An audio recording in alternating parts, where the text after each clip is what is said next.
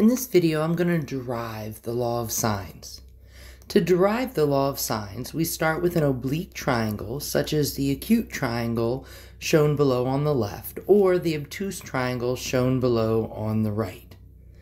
This discussion applies to both triangles.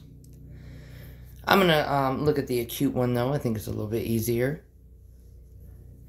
We're going to start by constructing a perpendicular from angle B to side AC, or its extension if we're looking at the obtuse triangle.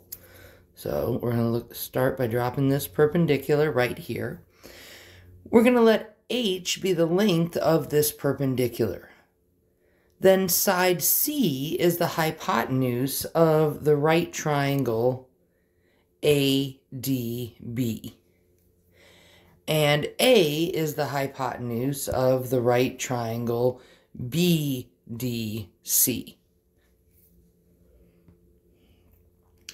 If we're looking at triangle ADB, which is the smaller yellow one, sine of angle A is opposite over hypotenuse, which is H over C.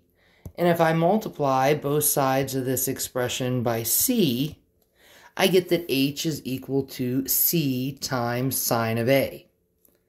Now, if I look at the blue triangle, triangle BDC, sine of angle C, again being opposite over hypotenuse, is H over A.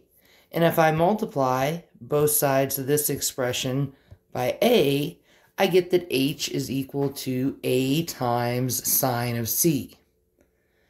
Well, if H is equal to both of those things, our transitive property of equality lets us set C times sine of A equal to A times sine of C. Dividing both sides of this expression by sine of A times sine of C, we're going to get the sine of A's to cancel out on the left and the sine of C's to cancel out on the right, leaving us with C over sine of C equals A over sine of A. In a similar way, by constructing perpendicular lines from the other vertices, we can show these two equations are also true. We'd get that A over sine of A equals B over sine of B, and B over sine of B equals C over sine of C. Therefore, in any triangle ABC with sides little a, b, and c, we get A over sine of A equals B over sine of B equals C over sine of C.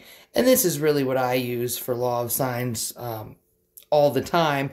But if we had just divided by sides instead of angles, up here, if we had divided by AC instead of sine of A, sine of C, we would have just got this other expression here, which is the same thing as what we have on the left, just flipped over. But personally, I like to always have the signs in the denominator.